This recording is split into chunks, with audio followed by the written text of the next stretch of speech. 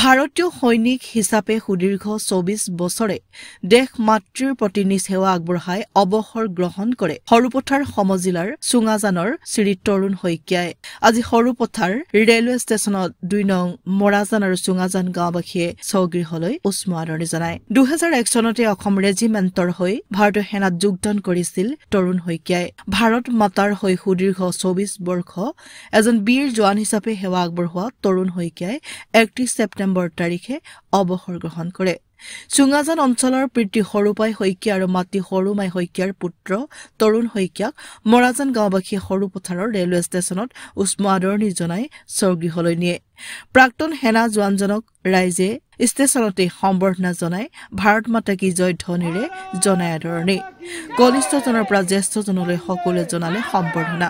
তেখেতক কাষত পাই উৎফুল্লিত গাঁওবাসীৰ লগতে অঞ্চলবাসী। মোৰ জন্মদাতা আই মাতৃ আৰু পিতৃক প্ৰথমতে মই তেওঁলোকক স্মৰণ কৰিছোঁ। আজি মই বহুত সুখী আৰু বহুতেই গৌৰৱান্বিত।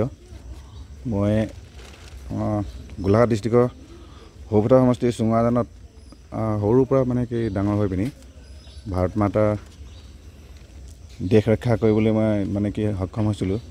আৰু ২৪ বছৰ তাত মই থাকি পিনি আজি যিখিনি অনুভৱ কৰিছোঁ বা যিখিনি পাইছোঁ তাৰ কাৰণে মই সদায় মানে চিৰকৃতজ্ঞ হৈ থাকিম। ইণ্ডিয়ান আৰ্মি আৰু ভাৰত চৰকাৰৰ হেৰিত তাতে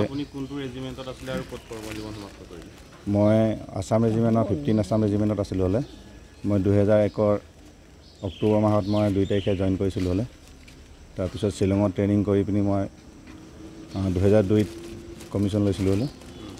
তাৰপিছতে জম্মু কাশ্মীৰত মোৰ প্ৰথম পষ্টিং আছিলে হ'লে আৰু ২০২৫ৰ শেষ পষ্টিংটো মোৰ জম্মু কাশ্মীৰৰ পৰা শেষ কৰি আহিছোঁ। আৰু আজি ২০২৫ৰ ৩১ অক্টোবৰত মই শ্বিলঙৰ পৰা মোৰ ৰিটায়াৰমেণ্ট লৈ পিনি মই ইয়াত আহি উপস্থিত হৈছোঁ।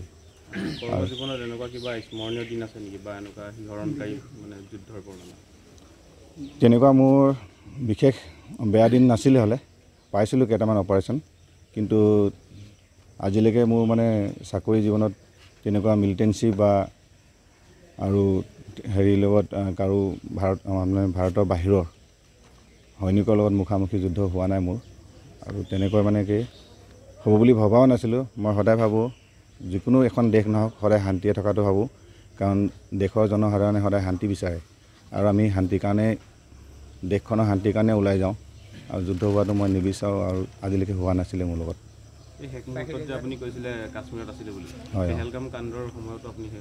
মই তেতিয়া নাছিলোঁ হ'লে, মই তেতিয়া মুম্বাইত আছিলোঁ হ'লে। আৰু যেতিয়া অপাৰেশ্যন সিন্দুৰ তাৰ শেষ হোৱাৰ পিছতহে আমি লাষ্ট কাশ্মীৰলৈ গৈছিলোঁ হ'লে।